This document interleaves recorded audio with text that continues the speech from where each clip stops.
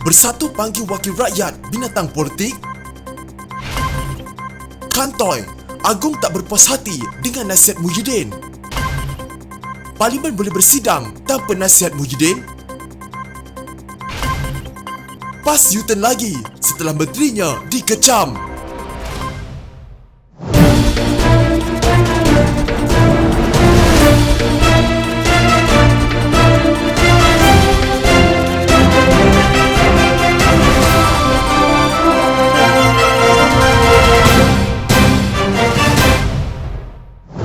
Desakan agar Perdana Menteri Muhyiddin Yassin meletakkan jawatan sekiranya gagal menasihati Yang di-Pertuan Agong untuk membuka semula parlimen secepat mungkin oleh pimpinan tertinggi Pakatan Harapan disifatkan sebagai binatang politik. Ahli Majlis Pimpinan Tertinggi Bersatu Muhammad Faiz Naaman dalam satu kenyataan menyifatkan desakan itu juga sebagai tidak bertanggungjawab kerana tidak mengira situasi wabak penyakit berbahaya yang masih mengganas. Amatlah tidak bertanggungjawab kelompok binatang politik tersebut yang mahu parlimen dibuka sekarang. Sungguh pun mereka tahu kadar pencegahan nasional belum mencapai liputan 50% populasi negara, sedangkan mereka tahu kadar pencegahan yang sedang diusahakan kerajaan makin hari makin meningkat kepantasannya. Tidak bolehkah mereka bersabar sedikit masa lagi? Soalnya, tambah Muhammad Faiz, jika parlimen dibuka sekarang, bukan saja ahli-ahli parlimen terdedah dengan varian-varian baru wabak penyakit berbahaya yang lebih ganas, tapi juga semua pihak lain termasuk tukang cuci, pengawal keselamatan hinggalah kepada staf parlimen. Kita tidak mahu kelak nanti wujud pula kluster parlimen yang mengorbankan nyawa, terutama mereka yang berada dalam kelompok berisiko tinggi akibat mempunyai penyakit-penyakit kronik yang lain, kata Muhammad Faiz. Menurut Muhammad Faiz, desakan untuk Muhyiddin berundur juga tidak perlu dibuat kerana pengerusi Bersatu itu telah memberi jaminan bahawa parlimen boleh dibuka semula apabila pelan pemulihan negara berkaitan wabak penyakit berbahaya memasuki fasa ketiga. Kenyataan Istana Negara bertepatan dengan kenyataan pihak Perdana Menteri sebelumnya bahawa parlimen akan dibuka secepat mungkin dalam bulan September atau Oktober setelah kadar pencegahan kebangsaan mencapai sasaran tertentu serta setelah kes-kes baru wabak penyakit berbahaya dapat diturunkan dengan drastik. Tiada titah dari Yang di-Pertuan Agong agar parlimen dibuka sekarang juga ketika darurat sedang berlangsung hingga 1 Ogos nanti, kata Faiz. Terdahulu, Majlis Presiden Pakatan Harapan menggesa Perdana Menteri Muhyiddin Yassin meletakkan jawatan jika gagal menasihati Yang di-Pertuan Agong untuk membuka semula parlimen secepat mungkin. Kenyataan bersama itu dikeluarkan oleh Presiden PKR Anwar Ibrahim, Presiden Amanah Muhammad Sabu dan pemimpin DAP Lim Guan Eng. Mengulas lanjut, Muhammad Faiz berkata, pemimpin Pakatan Harapan kini bagaikan menangguk di air yang keruh dan cuba memutarbelitkan kenyataan dari Istana Negara bagi tujuan politik dan mengalihkan perhatian rakyat di negara ini. Kenyataan dari Istana Negara juga langsung tidak menyebut bahawa kerajaan Malaysia pimpinan Perikatan Nasional sekarang gagal dalam melaksanakan tanggungjawabnya. Malah tiada pula dilayan sebarang cadangan untuk membentuk Mageran atau Majlis Gerakan Negara pilihan raya umum dalam waktu terdekat atau sebarang bentuk penukaran kepimpinan negara dari yang sedia ada, katanya. Apa yang diinginkan pihak Istana Negara kini adalah kerjasama semua pihak dalam memainkan peranan masing-masing untuk menangani wabak penyakit berbahaya, tambah Muhammad Faiz.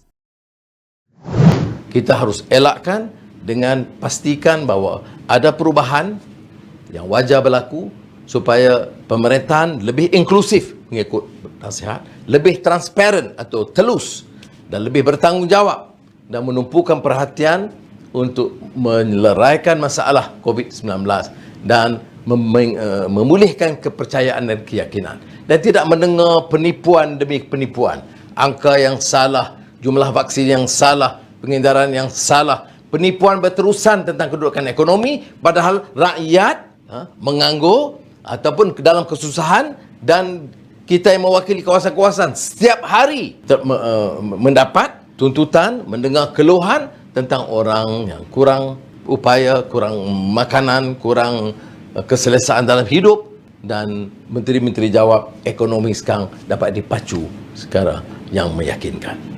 Ketua Pembangkang Anwar Ibrahim berkata, Perdana Menteri Muhyiddin Yassin menyedari nasihatnya kepada Yang di-Pertuan Agong dalam pertemuan minggu lalu sebenarnya tidak memuaskan baginda. Dalam satu video di Facebook, Anwar berkata, disebabkan itulah Sultan Abdullah Sultan Ahmad Shah dan Majlis Raja-Raja mengeluarkan pandangan dan titah. Perdana Menteri menyatakan beliau telah sampaikan kepada Agong soal wabak penyakit berbahaya, ekonomi, parlimen dan darurat. Setelah dengar ini semua, Agong berpendapat memberi pandangan dan titah sedemikian maknanya tidak memuaskan, katanya. Raja-Raja Melayu berpandangan tidak ada keperluan untuk darurat dilanjutkan selepas 1 Ogos. Majlis Raja-Raja Melayu juga bersetuju bahawa suhu politik yang semakin panas perlu diredakan dan pentingnya sebuah kerajaan yang stabil dan mendapat keyakinan serta sokongan majoriti rakyat. Dalam kenyataan menerusi penyimpan mohon besar Raja-Raja, Syed Daniel Syed Ahmad, Yang di-Pertuan Agong dan 8 lagi Raja Melayu mengambil maklum bahawa angka jangkitan wabak penyakit berbahaya harian membesar walaupun negara bawah darurat. Dalam pada itu, Anwar membidas kenyataan menteri-menteri mengatakan ekonomi negara pada masa ini dipacu dengan meyakinkan. Beliau berkata, sebenarnya ramai rakyat ketika ini sedang menganggur dan mempunyai masalah kewangan. Kita mewakili kawasan-kawasan setiap hari mendapat dengar keluhan orang kurang makan, katanya.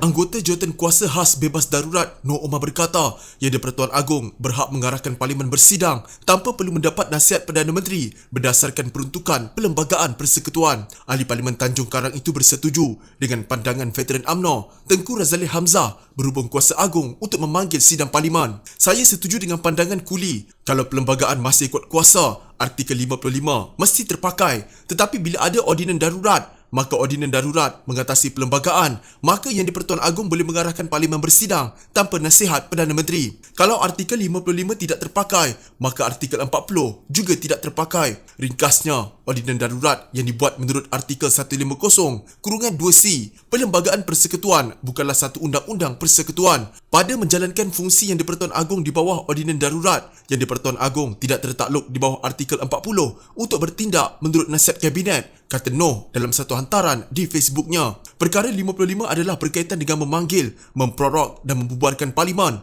manakala perkara 40 adalah berkaitan Yang di-Pertuan Agong hendaklah bertindak mengikut nasihat. Berdasarkan peraturan mesyuarat Dewan Rakyat, Perdana Menteri Muhyiddin Yassin selaku Ketua Mesyuarat perlu memberikan notis sekurang-kurangnya 28 hari sebelum Parlimen bersidang. Darurat yang diisytiharkan sebelum ini berkuat kuasa dari 11 Januari ke 1 Ogos dan tertakluk kepada perubahan dan kemungkinan untuk dilanjutkan. Muhyiddin pada 15 Jun lalu berkata, Parlimen boleh dibuka semula apabila Malaysia memasuki fasa ketiga pelan pemulihan wabak penyakit berbahaya pada September atau Oktober. Bagaimanapun, Agong pada 16 Jun menzahirkan pandangan bahawa persidangan Parlimen perlu diadakan secepat mungkin. Pada hari sama, Menteri di Jabatan Perdana Menteri, Parlimen dan Undang-Undang Taqiyuddin Hassan mengulas kenyataan istana, berkata, meskipun Agong menyebut Parlimen perlu bersidang secepat mungkin, namun baginda tidak meritahkan bila tarikh tepat untuk itu. Tengku Razaleh yang juga ahli Parlimen Gua Musang memberi pandangan berhubung polemik mengenai Parlimen perlu bersidang segera. Katanya Perdana Menteri tidak boleh menasihati Yang di-Pertuan Agong melanggar perkara 55 Perlembagaan Persekutuan kerana di bawah peruntukan itu baginda bertanggungjawab memanggil Parlimen dalam masa 6 bulan daripada tarikh akhir persidangan Parlimen yang lalu. Jika tidak, Yang di-Pertuan Agong dan Perdana Menteri telah melanggar perlembagaan dan sumpah jawatan, kata Tengku Razaleh dalam satu kenyataan. Dalam pada itu, Noh berkata, Seksyen 14 Ordinan Darurat secara spesifik menggantung operasi perlembagaan dalam hal memanggil atau memprorok atau menangguh sidang Parlimen. Kuasa itu diletakkan kepada Yang di-Pertuan Agong, maka Yang di-Pertuan Agong di dalam menjalankan fungsi di bawah Seksyen 14 Ordinan Darurat boleh bertindak menurut budi bicaranya tanpa tertakluk kepada nasihat Kabinet, katanya lagi.